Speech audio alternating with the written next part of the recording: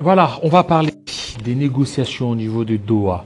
Qu'est-ce qu'on peut retenir de cet avant-projet ou de ce projet d'accord qui aurait été proposé par la médiation qatari. Et nous analysons avec Romain Roland.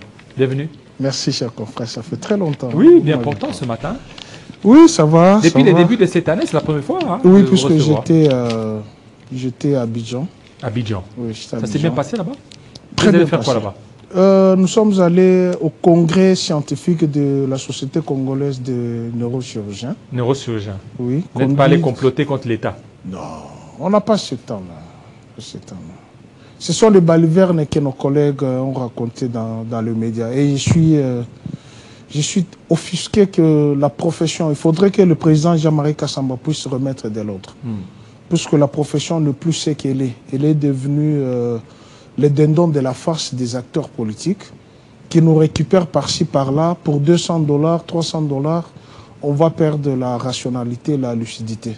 Nous sommes allés au congrès et par concours des circonstances heureux, c'était un concours heureux, nous avons été invités au mariage de la petite sœur de l'ancien président Joseph Kabila. Et après ça, on a effectué une randonnée vers Yamoussoukro, où nous sommes allés visiter la basilique, la plus grande en Afrique, et puis visiter le palais présidentiel de Félix Houphouët-Boigny, et aussi la crypte où il y a les tombes de membres de sa famille. Je mets quiconque au défi. Je ne pense que la moralité de Marie-Olive Lembe Kabila ne peut pas faire asseoir les journalistes pour leur donner l'argent, les s'en prendre à la famille. Et d'ailleurs, dans nos interventions médiatiques, parfois quand on dérape, tendance d'aller dénigrer la famille présidentielle, elle n'est pas d'accord.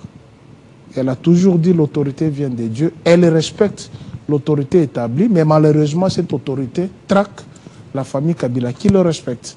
Mais il y a un groupe de nos confrères journalistes, mal éduqués, excusez-moi de le dire. Non, ça c'est fort. Hein? Bon, non, peut-être. C'est pas fort, puisque lorsqu'on dépasse déjà la majorité, on atteint les 18 ans, à un certain moment, il faut examiner ce qui doit sortir de la bouche. Que rester dans le baliverne, créer une information pour soutiler de l'argent. Marie-Olive Lembe Kabila n'a pas le temps d'insulter quelqu'un. Quand vous regardez d'abord, celle que vous venez de recevoir ici, la révérende ici, c'est sa cousine. Elle dit c'est l'enfant de son oncle. Vous avez vu son éducation? Quand elle vous parle, les gens qui ont... Donc elle n'est pas de cette éducation-là. Alors, dans l'entame, j'avais un peu deux petits biscuits qui sont très importants. Toujours en rapport avec certains de nos confrères qui distillent le mensonge. Cette fois-ci, ce mensonge a atteint l'honorable princesse. Qu'est-ce qu'elle a fait? Dominique Inamise Moulongo. Elle était en vacances parlementaires. Elle est allée à Bruxelles par concours de circonstances. Elle a assisté à la rencontre de sa famille politique ensemble, puisqu'elle est, rapporteure adjointe de l'Assemblée nationale pour le compte de Ensemble. Et quand elle était là, l'un de ses anciens collègues à l'Assemblée nationale, député national, Franck Diongo, pour ne pas le citer, était malade. Et quand il était malade? Si, il était malade, hospitalisé. Quand il a appris que sa collègue est à Bruxelles, elle l'a invité pour lui rendre visite, lui remercier de tout ce qu'elle a toujours fait par rapport à elle, puisqu'elle a rendu plusieurs fois les prisonniers en prison et les a assistés de par sa générosité. Bon. Vous vous rencontrez entre anciens collègues. Vous et moi, nous sommes... la même profession. Nous sommes de la même profession. Bon, que tu sois des tendances de l'UDPS, cela veut dire que nous sommes des ennemis? On ne peut pas prendre des photos pour preuve, nous sommes sur le même plateau. Oui, parce qu'ils disent il serait de M23 et... Il serait de M23. Bon, il est de M23. Pas ici. Bon, je ne suis pas là pour défendre Franck Diongo, parce que moi, je sais qu'il est président de MLP. Je ne sais pas qu'il est du M23. Mais son parti a été dissous. En tout cas, ça, je ne sais pas. Moi, je parle de l'amitié qui lie Dominique Moulongo et Franck Diongo. Et ils ont pris une photo. Et cette photo a fuité, comme toujours la malbouche ou les malbouches ont pris cette photo. Ils ont distillé dans les médias. que voilà, Dominique, elle est membre de M23, elle se rallie avec les gens du M23. Donc, entre collègues, elles se sont rencontrées, ils ont échangé. Franck Diongo lui a remercié de tout ce qu'elle a fait, puisqu'elle avait assisté quand elle était en prison. Alors, deuxième préoccupation, avant d'entrer dans le vif du sujet, c'est par rapport à ce qui se passe à Kasumbalesa. J'ai été saisi ce matin par les transporteurs qui sont en Kasumbalesa. Ils me disent il y a un arrêté ministériel portant le numéro 0023 du cabinet du ministre du Travail, de Transport et Communication. C'est un arrêté interministériel qui lie deux ministères, Transport et Voies de Communication, puis ministère des Finances, fixant le taux de droit, taxes et redevances à percevoir à l'initiative du ministère des Transports. C'est-à-dire tous les camions qui quittent la RDC, qui traversent la frontière, payent 10 $. Et par jour, il y a au moins un trafic de 600 camions au niveau de Kasumbalesa et 200 camions au niveau de Mokambo. Mais il y a quelques jours, par une décision verbale du ministre des Transports provincial et des chefs de division, on a majoré de 10 à 15 $. Donc les 5 $ sont méconnus par l'arrêté interministériel de deux ministres. Et quand vous faites le calcul des 600 camions qui sortent par jour, fois 5 $, ça vous prend à peu près 3 000 $. Et le mois, ça c'est par jour, hein, le mois ça vous prend pratiquement 30 000 $. Et quand vous prenez les 200 camions qui vont avec toi, ça vous prend à peu près 6 000 $, le mois c'est autour de 60 000 $. Et cet argent n'entre pas dans les caisses de l'État ou dans le trésor public de l'État, puisque ce n'est pas repris à l'arrêté ministériel. Voilà un peu les éléments. Les éléments. Alors, avant qu'on entre au niveau de Doha, parce qu'on aura tout le temps, alors qu'est-ce qui se passe avec M. Elrich, avec cette histoire des concessions? Bon, au fait, j'ai suivi une émission ici chez vous, j'étais à Abidjan, j'ai suivi l'émission ici chez vous, où deux de mes amis, je peux dire amis, hein, parce que ne sont pas des ennemis, ne sont pas en guerre. Je peux citer les noms parce que l'émission se trouve. C'est Maître Oscar Moubiaï et Docteur Kankonde, qui sont passés ici, excusez-moi hein, de le dire, ils ont tapé à côté, ils n'ont pas dit la vérité. Ils n'ont pas dit la vérité. Puisque en tant qu'avocat et en tant qu'être humain, et en tant que chrétien, sur le dossier, nous sommes invités à dire la vérité. Essayez de circonscrire le dossier. Rien que la vérité. J'ai avec moi les dossiers qui lient les deux parties. Qu'est-ce qui s'est passé? Avant que je n'arrive à ouvrir les dossiers pour vous montrer les éléments de preuve. Monsieur Kamoul Inter fut propriétaire de la parcelle résidant sur l'avenue Ouvira, dans la commune de la Gombe. Monsieur Elrich l'approche pour un partenariat. Il signe un protocole. D'accord, le protocole est là. Les téléspectateurs peuvent voir, le protocole est là. Et le protocole est notarié le 10 avril 2024. Le protocole est là. Ce protocole dit ceci. Monsieur Kabamba, commerçant de Nation Papa, monsieur Elrich, en temps préalable, entendu que monsieur Elrich est promoteur immobilier de nationalité, entendu que dans le cadre de réalisation d'objets sociaux qu'elle a sollicité, obtenu un partenariat avec une personne physique de nationalité congolaise et à sa villa qu'elle désire mettre à la disposition de monsieur Elrich, ingénieur et promoteur immobilier de nationalité, pour y régir un immeuble. Et en contrepartie, la société lui rétrocédera 2 appartements à usage résidentiel. Ils se sont mis d'accord pour céder sa parcelle. Il y avait une maison, pas une villa. Une maison habitable, mais qui ne représentait pas la taille de la Gombe. Ils se sont mis d'accord pour ériger un immeuble. En compensation, la société Blue Investment devrait donner 2 appartements d'une valeur de 600 000 $. à M. Kamoul Inter. Après le protocole, il a fallu que les titres immobiliers soient mutés au nom du nouveau occupant, qui est M. Elrich, moyennant 100 000 $. Comme à compte, en dehors de 2 appartements, devrait recevoir. M. Kamoul envoie son épouse. Il lui donne d'abord la procuration. La procuration est là. Les 2 amis qui sont passés dire les mensonges, je les oppose. Un débat. Qu'ils viennent avec les documents que dispose M. Kamoul et les documents que je dispose ici. La procuration est signée le 8 septembre 2017 par M. Kabamba. Il était en France. Il donne procuration spéciale à son épouse, qui, Madame Mbelu Mukuna, pour lui représenter afin de changer les titres immobiliers. Lorsqu'ils arrivent devant le conservateur des titres immobiliers, la photo est là. De l'épouse qui fait la mutation du certificat ancien de M. Kamoul vers le nouveau certificat de M. Ilrich. L'ancien certificat est là. En faveur du nouveau certificat. Après la mise en commun de tous ces éléments, protocole, procuration, changement, mutation des certificats, la villa a été détruite pour y ériger un immeuble.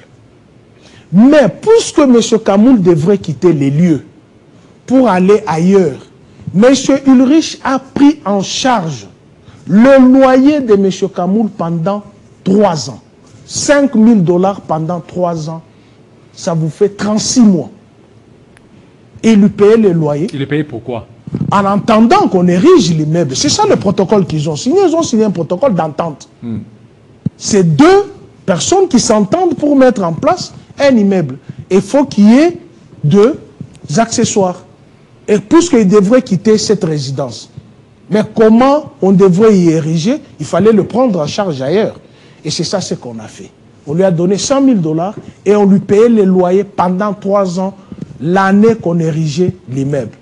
Après l'érection de l'immeuble, puisque les propriétaires qui sont là ont acheté les appartements sur plan, c'est l'argent qu'ils lui donnaient, ils les achètent, qu'on construisait.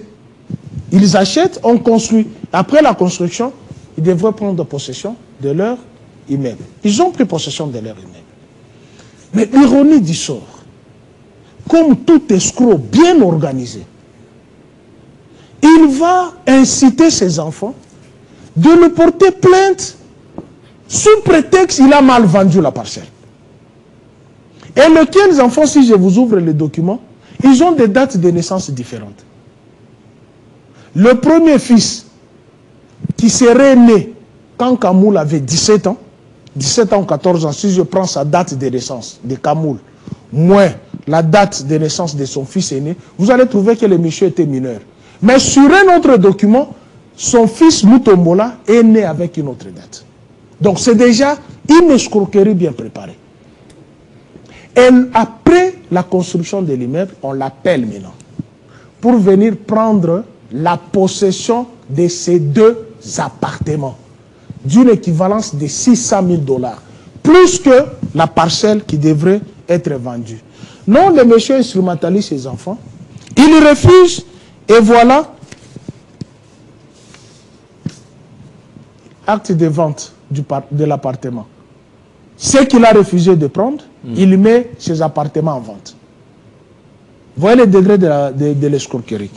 Maintenant, où est-ce que nous en sommes? Puisque la procuration avait été accompagnée des noms de tous les enfants. Ils sont combien? 19. Il y a Kabamba Mutombo Etienne. Il y a Mutombo Toto. Bon, regardez. Kabamba Mulumba. Il est né en 1970, le 9 septembre 1970. Mais Mutombo Toto né en Mbujima le 23 juillet 1990. Ce qui est un décalage de 20 ans. Et quand vous arrivez sur un autre document, ou sous le certificat, vous voyez Mutombo né en 1987. Donc deux dates. Deux dates. Ça, c'est le certificat. 90 et 87. 90 et 87. C'est-à-dire 87, le monsieur avait 17 ans. 90, il avait 20 ans. Puisque lui, il est né en 70. Voyez le degré de l'escroquerie du monsieur. C'est qu'il avait tout prémédité. La conséquence, c'est laquelle? C'est qu'on part en justice, un groupe de magistrats véreux lui donne raison. Puisqu'il est machiamine. On lui donne raison. Mais puisque le dossier est aussi clair, même la huissière qui avait exécuté le déguerpissement de gens qui étaient dans l'immeuble avait été interdit par l'inspecteur général de justice. Et l'inspecteur demande le dossier en communication pour établir l'ayant droit, M. Ulrich, dans ses droits. Mais M. Kamoul transforme l'immeuble en boîte de nuit. À la piscine, il y a tout le temps des cocktails, des vacarmes, les habitants qui sont là-bas sont mal vus. Alors c'est ainsi, puisque le dossier est en communication, nous demandons à l'inspecteur général, à l'IG, d'activer le mécanisme de rétablir M. Ulrich dans ses droits, puisque M. Kamoul n'est pas correct. Déjà, le document que je vous ai montré, avec deux dates différentes de la naissance de son premier fils, ça démontre déjà que c'est un escroc bien organisé. Il donne procuration à son épouse pour le représenter. Son épouse va chez le conservateur pour la mutation des documents avec photo à l'appui. Et ces documents sont notariés chez les greffes, chez les notaires. Mais après l'érection de l'immeuble, il tourne comme dans ses habitudes. Et puis, il prend la possession de l'immeuble puisqu'ils se disent ils sont au pouvoir. C'est leur pouvoir. La justice n'a pas de coloration. Voilà un peu dans ce sens-là que je voulais apporter cette lumière. Et j'ai dit à mes amis, je les cite, parce que j'ai toujours débattu avec eux sur plusieurs plateaux, Maître Oscar Moubiaï et Dr Kankonde, venez dans une émission contradictoire avec vos documents, vous allez voir que votre client c'est un escroc. Voilà, merci beaucoup, Pius Romain Roland. Ouais. Alors, ça c'est... J'étais long. Hein? Non, ça va, ça va. Alors, tu as été éclairé quand même. ça va, j'ai été éclairé. Tu as compris? Oui, les degrés de l'escroquerie. J'ai compris le dossier. Ouais, ouais. Alors, monsieur Pius Romain Roland, Doha, on peut espérer quelque chose de bien? Je ne pense pas. Comment ça? Je suis dubitatif puisque il n'y a pas la volonté de Kinshasa. De Kinshasa ou bien la volonté aussi du M23? La volonté de Kinshasa. Puisqu'il y a eu deux partis aussi. J'ai dit la volonté de Kinshasa. Parce que l'M23 veut à tout prix avoir certains territoires violents, les cessez-le-feu. Non, malheureusement, je ne suis pas porte-parole du M23. Je suis journaliste et je fais mes analyses. À l'entame, j'ai toujours dit c'est Kinshasa qui nous a amenés dans cette guerre. Et personne ne peut m'enlever de ma tête. Vous savez pourquoi je dis ça? Au 19 janvier ou au 24 janvier. Quelle année? 2019, lors de la passation de pouvoir. Kabila a laissé le pays sur quelle superficie? 2 345,409 km². Le Congo était dans son entièreté. On n'avait pas d'agression. 145 territoires. Les institutions stables. L'aéroport de Goma, il y avait le trafic. Mais à contrario, qu'est-ce qu'on a fait? On est allé prendre Rwandair qui a survolé notre espace. Alors qu'on savait, depuis plusieurs années, que Kigali nous agressait. Et lui, quand il était dans l'opposition, il savait que Kigali agressait la République démocratique du Congo.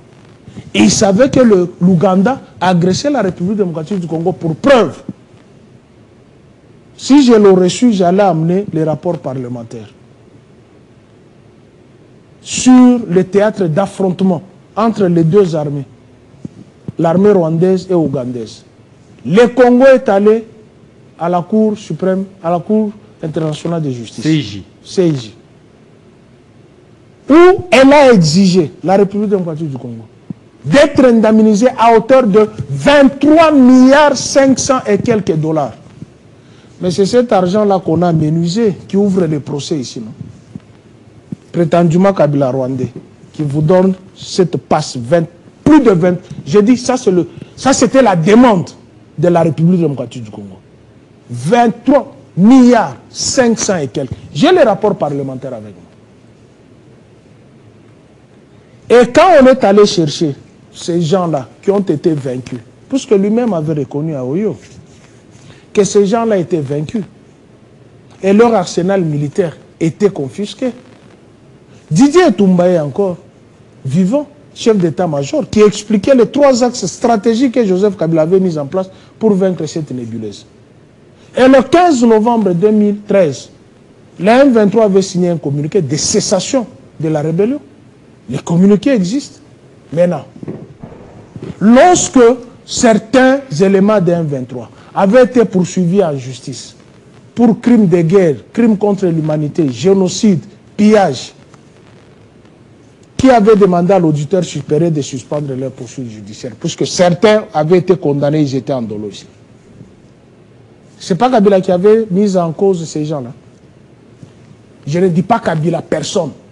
L'administration, puisque c'était sous sa gestion. La République avait mis ces gens-là en prison. Mais qui les a libérés de la prison? Ils sont allés là où ils étaient cantonnés, en Ouganda, pour demander l'aide. Ils étaient ici à Kinshasa. Pendant 1 année et 2 mois. On dansait avec ici. À Nyangwe, à Bandar, à Kimbuta. Ils étaient ici. Nourris. Patrick Mouya a pris la photo avec certains éléments de M23. Est-ce que vous avez... Non, j'ai ça. J'ai ça. Ah. Si tu... Non. Mon frère, ces gens ici nous ont mis dans une nébuleuse. Il faut les dénoncer. Les photos existent. Vous avez de ces photos? Si, j'ai les photos. Claude Ibalan qui a pris les photos avec les gens de M23 ici. Israël Moutombo a pris les photos avec les gens ici. Les gens de l'UDPS ont pris des photos avec les gens de M23 ici. Bon, après tout, mais eux-mêmes ont reconnu, le chef de l'État lui-même avait reconnu que ce n'est pas lui qui les avait invités, c'est son ministre de l'Intérieur.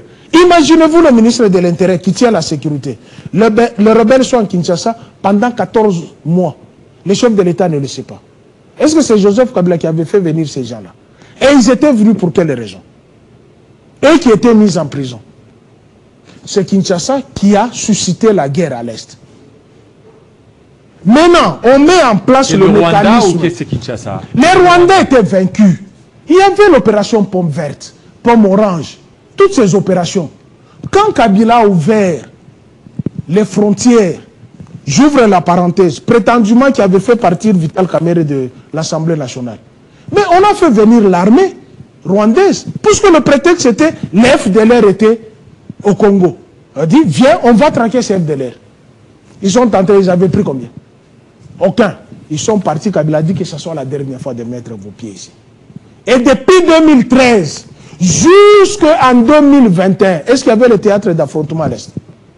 Il y en avait? Pourquoi on n'a pas suivi ce processus? Maintenant, Doha, vous cherchez à ce qui est... Quand Bounagan avait été pris, nous étions sur ce plateau ici, non? Ici. Nous étions sur ce plateau. Qu'est-ce qu'on ne nous a pas dit? Vous êtes les haineux. C'est la diplomatie agissante. Nous les avons tiré les oreilles. N'allez pas aller assez. Qui nous avait écoutés? On nous a traqués. Nous avons été traqués. Nous avons eu des messages d'anonymat. Moi, j'ai dénoncé ça. J'ai dit à mon président de l'Union nationale de la presse congolaise de la ville de Kinshasa, Jean-Marie Kassamba, je lui ai montré, j'ai dit, je suis agressé matin, midi, soir. Et j'avais même été cambriolé. Toute ma maison a été prise. Puisque nous les avons tiré les oreilles. N'allez pas aller assez. Allez assez, il y a les anglophones là-bas. Allez plutôt à la SADC, qui est le partenaire nécessaire et privilégié de Kinshasa. Mais qu'est-ce qu'on nous a dit? Nous aurons un seul pays dans cette communauté EAC, community East Africa. On ne nous a pas dit qu'on aurait un seul pays. Sans calculer toutes les conséquences possibles. Ils ont dit ça? Si le chef de l'État avait dit ça. Un seul pays. Oui, on serait dans un seul pays. Ça ne sert à rien de se disputer les terres. Ça, le chef de l'État l'avait dit. Ça reste à vérifier. Alors maintenant, aujourd'hui, plus Romain Rolland, aujourd'hui, oui. Il y a un projet d'accord qui aurait été déposé par la médiation depuis le 12 juin. Ça, c'est selon ce que Jeune Afrique a dit. Et le projet dit quoi? Et par rapport à ces projets, oui. Le projet parlerait d'abord de l'organisation d'un dialogue en 2026. 2026, le dialogue. Et le projet parle de ce qu'on appelle l'instauration de l'autorité de l'État. Mais Kabila a dit ça dans 12 points. Écoutez, l'autorité de l'État, oui. Pour eux, c'est quoi? Oui. Selon la médiation qatari, oui. Consulter, donc si vous pouvez aller au niveau, selon Jeune Afrique, oui. C'est qu'il faut que Kinshasa puisse nommer oui. les gens qui seront proposés par l'AFCM 23. Les nommer où? Nommés dans les zones occupées. Et ceux qui seront mis là-bas, écoutez, oui. Ceux qui seront mis là-bas, oui. Ils vont exaucer jusqu'en 2027. C'est en 2027 qu'on pourra organiser les élections. C'est-à-dire qu'il faut qu'il y ait une force mixte. 50% AFCM 23, 50% gouvernement, qui vont assurer la protection des zones occupées. Ça, c'est un peu en grosso modo, c'est que Jeune Afrique a pu consulter. Ça reste encore à vérifier. Ça, on a bien dit, selon Jeune Afrique. Et où est-ce qu'on a mis Washington? Puisque les Américains devraient venir. Non, ça c'est Doha. Non, où est-ce qu'on a mis ça? Puisqu'on nous a pour les États-Unis d'Amérique, là, c'est au niveau des deals. Miniers. Deal minier. Imagine-toi. C'est les deals miniers. Et imagine-toi si ces deals miniers avaient été faits à l'époque de l'administration de Joseph Kabila. Qu'est-ce qu'on allait dire? Il a vendu le pays. Mais pour eux, c'est normal.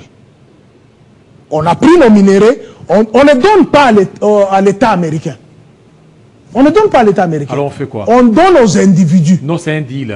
Oui, c'est un deal. C'est un deal, c'est du business. La RDC gagne. La RDC gagne la paix. La RDC gagne. La paix. La paix se construit. Et en plus. La paix qui vous dit que les États-Unis sont en paix? En plus, qui vous dit que les ce n'est pas une première fois au monde. Non, écoutez, je vais rencontrer ce que vous avez dit. De vous et moi, vous trouvez normal que l'autorité qui est à Kinshasa nomme les autorités dans les zones occupées? Est-ce que vous ne savez pas que l'autorité qu'on nomme là va répondre de celle qu'il a nommée? C'est-à-dire, si ce sont les gouverneurs qui seront nommés dans ces territoires occupés, ces gouverneurs vont rendre compte à qui? Est-ce que vous-même, vous ne trouvez pas qu'on est en train de nous berner? Nous réfléchissons. Hein. Bon, ça c'est une médiation, c'est une proposition de la médiation. Une proposition de la médiation qatari. Une proposition biaisée qui est difficile. Ce qu'il faut faire. Donc c'est la médiation qui est le problème. Ce qu'il faut faire. Il y a des crises endogènes au Congo. Des crises profondes. Les crises profondes. On ne peut pas s'en passer de ça. C'est comme si vous avez une plaie puante. Au lieu de mettre le mercurochrome ou mettre l'alcool, vous prenez le sable, comme nous au Katango. D'ailleurs, toi, tu le faisais. Quand tu t'es blessé au football, tu te blesses. Au lieu de prendre le médicament, tu prends la terre, tu mets là-bas. Mais la conséquence, c'est quoi? Il n'y aurait plus. Ce qu'on faisait. Au lieu de creuser les causes profondes, quelles sont ces causes profondes? 1. Coup d'État institutionnel. 2. Attends, s'il vous plaît. 2. Les velléités de changer la Constitution. Mais ça a déjà été stoppé. On n'en parle plus. On ne parle, c'est une honte. Hein? Si on n'en parle plus, c'est une honte. Il y avait... Mais déjà, pour le moment, la révision devient de plus en plus inévitable. Vous n'allez surtout pas vous en passer. Réviser la Constitution. Mais avec cet état de choses, l'occupation des zones de l'Est. Alors, si nous sommes des hommes ayant les pieds sur terre, la Constitution interdit de toucher à une disposition pendant qu'une partie du territoire est sous-occupée. Est-ce que je disais ça? On ne peut pas. Ça, c'est la Constitution qui le dit. Ils vont le faire quoi?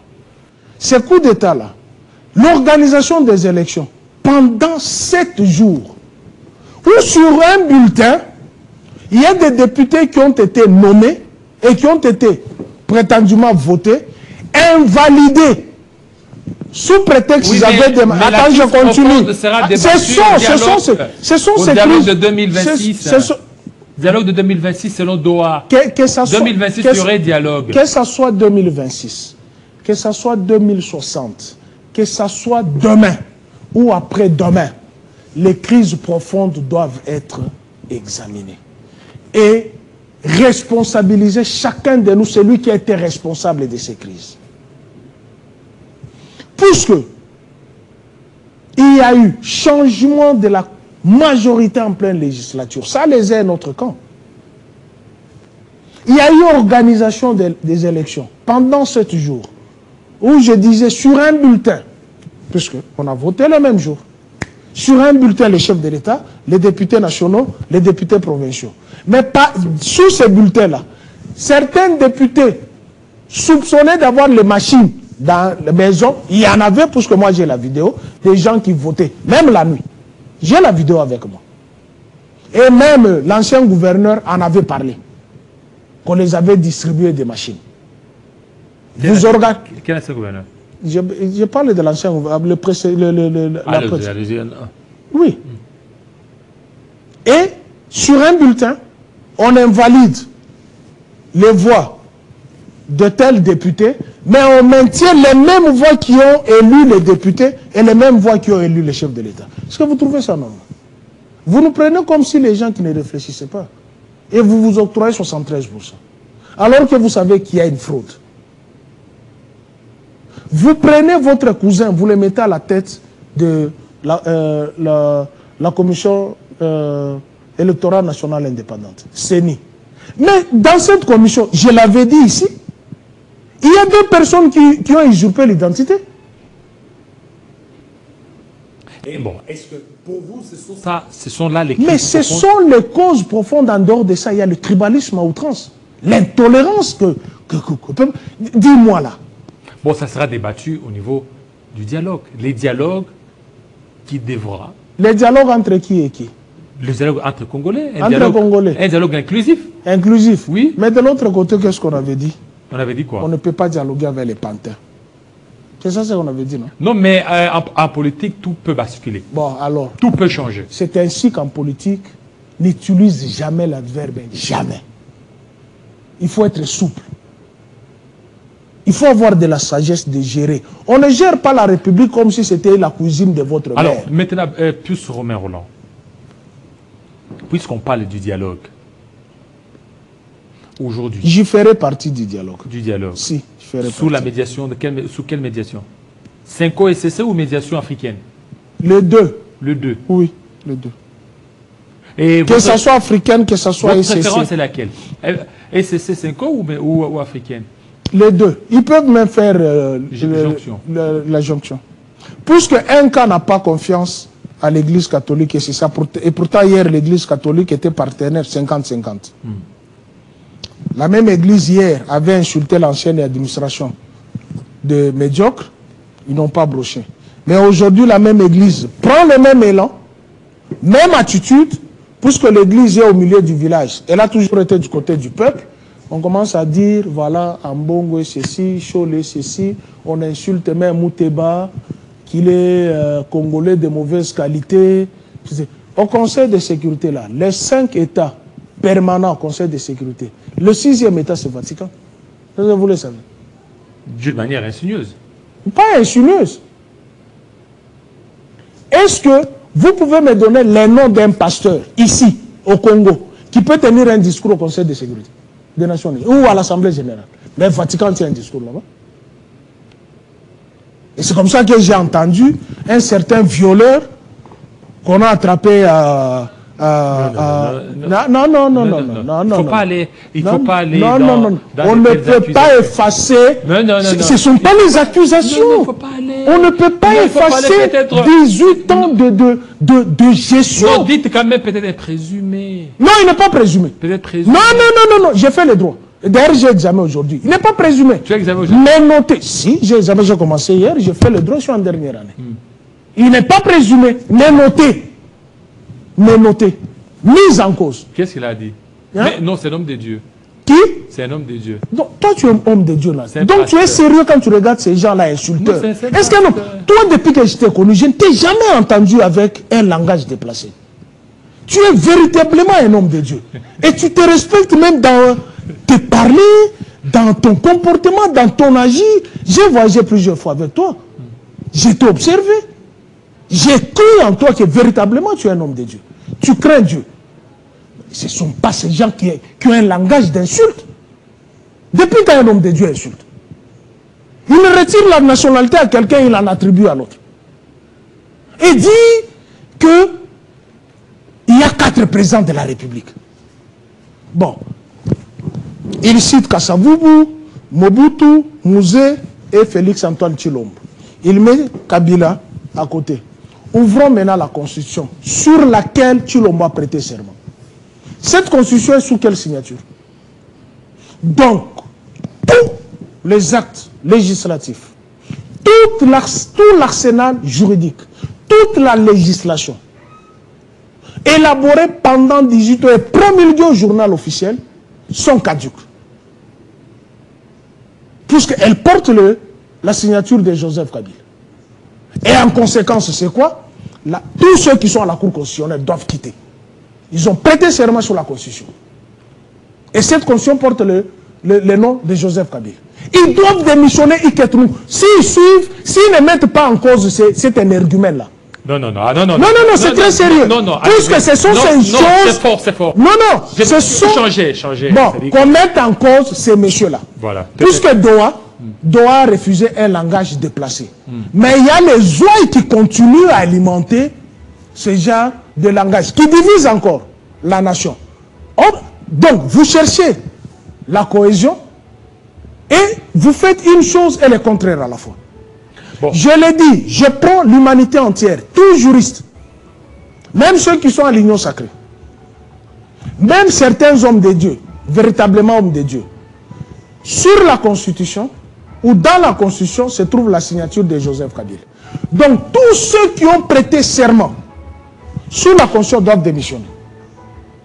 Puisque ce pasteur est membre de l'Union sacrée. C'est-à-dire, c'est l'Union sacrée qui l'a envoyé. Non, et en cause aussi, l'ancien vice-premier ministre, en charge des transports. Mais la Cour, la haute Cour, vient de donner l'identité complète de Joseph Kabila.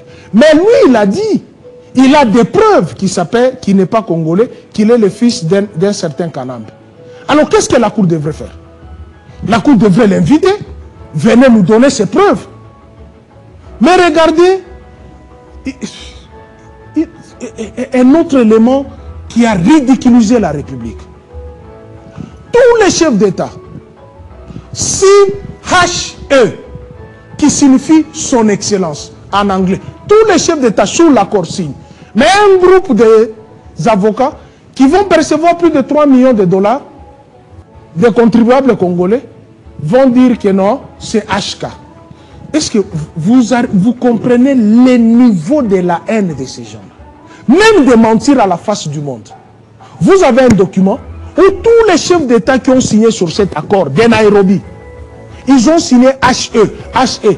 Donc, en conclusion, tous les chefs d'État s'appelleraient aussi Hippolyte Kanambe. Est-ce que tu comprends le degré de la haine? Voilà, merci beaucoup Pius Romain Rolland, surtout de votre passage. Merci à vous fidèles téléspectateurs. 3 heures, on suffit d'être avec vous, d'être avec Pius Romain Rolland, d'être avec la révérende Bobine Bongo, d'être avec Moïse Chamala, d'être avec Héritier Tambois, d'être aussi avec vous fidèles téléspectateurs. Vous avez raison. Restez branchés sur Télé 50. La grande édition, c'est à 13h, Nathalie Okomposo. Mais bien avant cela, à 11h, vous avez les informations en langue nationale. Portez-vous très bien. À très bientôt. Ne zappez surtout pas. Les programmes continuent sur Télé 50.